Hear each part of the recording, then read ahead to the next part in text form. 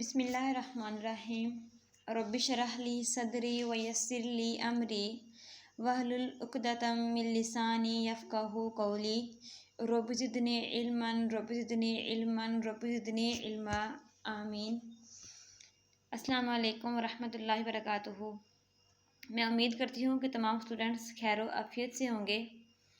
Students, chapter number 9 से हमारा आज का जो नेक्स्ट टॉपिक है वो है factor affecting the rate of transpiration, यानी ट्रांसपरेशन पर असर अंदाज होने वाले अवामल। स्टूडेंट्स, ट्रांसपरेशन के बारे में हम डिटेल में पीछे डिस्कस कर चुके हैं। हमारा पूरा एक टॉपिक इसी पे था। ट्रांसपरेशन यानी पौधे की सरफेस से पानी का बुखारात बनकर निकल जाना, इस अमल को ट्रांसपायरेशन कहा जाता है। तो आज के लेक्चर के अंदर हमने ये देखना है कि वो कौन कौन से अवामल हैं, कौन कौन से फैक्टर हैं जो कि ट्रांसपरेशन को तेज़ करते हैं, जो कि ट्रांसपरेशन के प्रोसेस को स्लो करते हैं। आज इंशाल्लाह हमने इनके बारे में डिस्कस करना है। तो यहाँ पर हमारे पास जो सबसे पहला फैक्टर आता है वो है opening and closing of stomata. Stomata का ओपन होना और क्लोज होना, खुलना और बंद होना, ये ट्रांसपरेशन पर डायरेक्टली अमल करता है, डायरेक्टली उसको कंट्रोल कर रहा होता है। अगर तो स्टोमेटा ओपन होंगे ट्रांसपरेशन का अमल ज़्यादा होगा, और अगर स्टोमेटा क्लोज होंगे ट्रांसपरेशन का अमल जो है वो कम हो जाएगा या रुक जाएगा।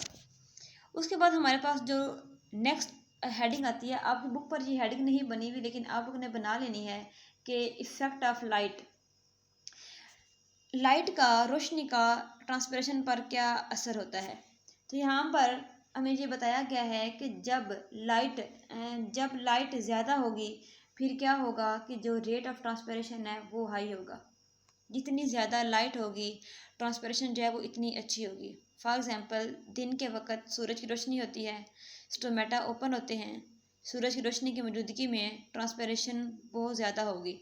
लेकिन जब डिम लाइट होगी या लाइट बिल्कुल नहीं होगी फिर क्या होगा, जो रेट ऑफ ट्रांसपरेशन है वो कम होगा, जो ट्रांसपरेशन की रफ्तार है वो कम हो जाएगी। इसको आपने हेडिंग बना लेनी है, बुक पे ये हेडिंग नहीं बनी हुई।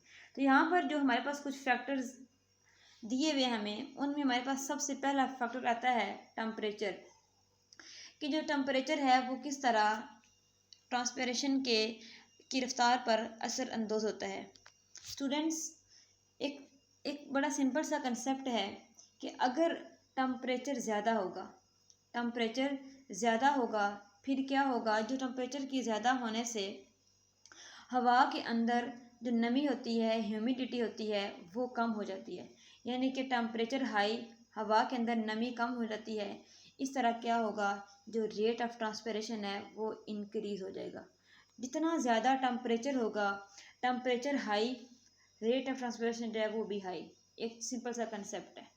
उसके बाद आपकी बुक के अंदर अगली जो बात लिखी हुई है वो ये है कि हर 10 सेंटीग्रेड टेम्परेचर इंक्रीज़ होने से जो रेट ऑफ ट्रांसपरेशन है वो डबल हो जाता है। यानी कि अगर जो रेट ऑफ ट्रांसपरेशन है वो 10 सेंटीग्रेड के हिसाब से बढ़ रहा है तो जो ट्रांसपरेशन की रेट है वो भी क्या होती जाएगी, वो भी डबल होती जाएगी। फॉर एग्ज़ाम्पल, अगर हमारे पास 5 सेंटीग्रेड टेम्परेचर है तो ये जो है फॉर एग्ज़ाम्पल ये 1 लीटर पानी को जो है ये एवेपोरेट कर रहा है। और अगर हमारे पास 10 सेंटीग्रेड टेम्परेचर होगा तो ये 2 लीटर पानी को एवेपोरेट कर रहा है। इसी तरह अगर हमारे पास यहाँ पे 15 आएगा, हर के पास 15, क्योंकि 10 की रेशो से इसने इंक्रीज़ होना है। इसी तरह अगर ये जो टेम्परेचर है ये 25 सेंटीग्रेड होगा तो फिर जो क्या है ये 4 लीटर पानी को एवेपोरेट करेगा। इसी तरह अगर टेम्परेचर 35 होगा तो फिर जो है ये 8 लीटर पानी को एवेपोरेट करेगा। यानी कि हर 10 सेंटीग्रेड टेम्परेचर बढ़ने के बाद क्या होता है कि जो ट्रांसपरेशन का जो रेट है वो बढ़ जाता है।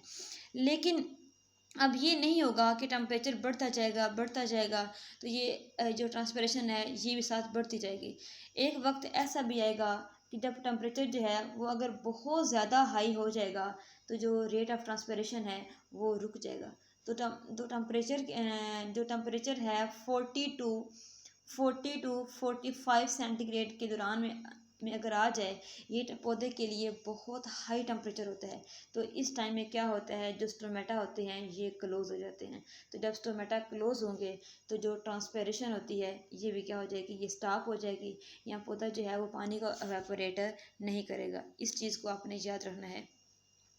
ये एक इम्पॉर्टेंट शॉर्ट क्वेश्चन भी है कि what is the effect of temperature on transpiration. इसको हम एक बार दोबारा से रिवाइज कर लेते हैं कि अगर टेम्परेचर हाई होगा, हवा के अंदर नमी कम हो जाएगी, तो उससे क्या होगा, जो रेट ऑफ ट्रांसपिरेशन है वो ज़्यादा हो जाएगा। हवा के अंदर नमी का मतलब हवा के अंदर पानी के बुखारात जो हैं वो कम होंगे। तो फिर क्या होगा, हवा के अंदर जब गर्मी होगी तो ट्रांसपिरेशन जो है वो बहुत अच्छे से हो सकेगी।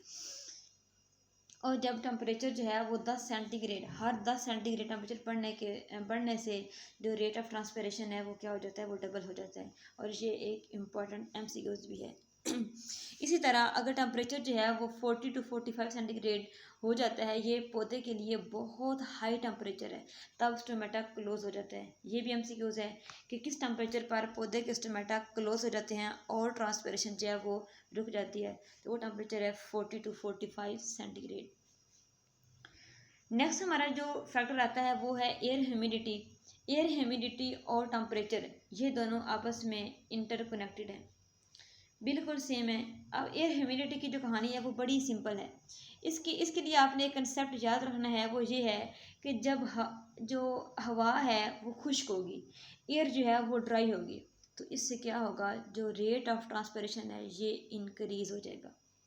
लेकिन अगर हवा के अंदर नमी होगी यानी ह्यूमिड एयर होगी, इससे क्या होगा, जो रेट ऑफ ट्रांसपिरेशन है वो क्या हो जाएगा, वो लो हो जाएगा।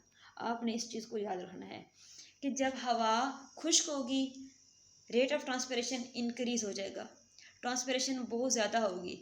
लेकिन जब हवा के अंदर नमी होगी, हवा के अंदर पानी के बुखारात होंगे, तो फिर क्या होगा, जो ट्रांसपिरेशन है वो लो हो जाएगी।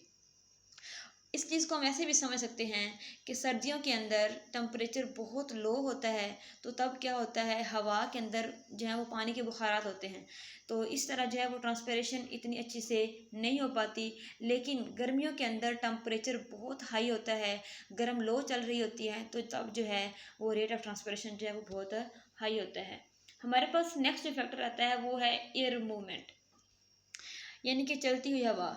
स्टूडेंट्स, इसको समझने के लिए सबसे पहले हमें एयर और विंड के अंदर फ़र्क जानना ज़रूरी है। एयर और विंड, इन दोनों के अंदर फ़र्क हमारे लिए जानना ज़रूरी है। स्टूडेंट्स, एयर हम कहते हैं जो हवा चल ना रही हो, रुकी हुई हवा को हम कहते हैं एयर, और जो हवा चल रही हो उसको हम लोग बोलते हैं विंड। तो ये दोनों जो चीज़ें हैं, एयर और विंड, ये भी ट्रांसपिरेशन पर असरअंदाज होती हैं। कि जो एयर होती है इससे ट्रांसपिरेशन इतनी अच्छी नहीं होती, लेकिन जब विंड होती है, यानी कि एयर जो है वो जब मोशन में होती है, वो जब चल रही होती है, तो फिर क्या होता है, फिर जो रेट ऑफ ट्रांसपिरेशन है वो क्या होता है, वो बहुत हाई होता है। लेकिन अब इसको भी देखिएगा कि जब हवा चल रही होगी, इसके साथ क्या होगा कि ये जो पत्ते की सतह पर जो पानी होता है उसको ये एवेपोरेट करके अपने साथ ही बहा कर ले जाती है। यानी कि जो बुखारात पानी के होंगे उसकी सतह पर, उनको अपने साथ ही ड्रैग अवे करके लेके जाएगी, अपने साथ ही उनको एवेपोरेट करके लेके जाएगी। लेकिन जब हवा जो है वो चल नहीं रही होगी, हवा जो है वो खड़ी होगी, एयर स्टिल, हवा खड़ी होगी, फिर क्या होगा, जो रेट ऑफ ट्रांसपिरेशन है वो जो है वो कम हो जाएगा, वो रिड्यूस हो जाएगा। इस चीज़ को आपने याद रखना है। नेक्स्ट हमारे पास जो लास्ट फैक्टर आता है वो है लीफ सरफेस एरिया, यानी कि पत्ते का सतही रकबा जो है वो भी ट्रांसपिरेशन पर असरअंदाज होता है। स्टूडेंट्स, इसको समझने के लिए मैं आपको एक मिसाल दूंगी। फॉर एग्ज़ाम्पल, हम धूप के अंदर एक प्लेट में पानी रखते हैं, इतना ही पानी हम एक बॉटल के अंदर रखते हैं, तो किसके अंदर पानी जो है वो जल्दी खुश्क हो जाएगा, किसके अंदर से पानी जो है वो जल्दी एवेपोरेट हो जाएगा।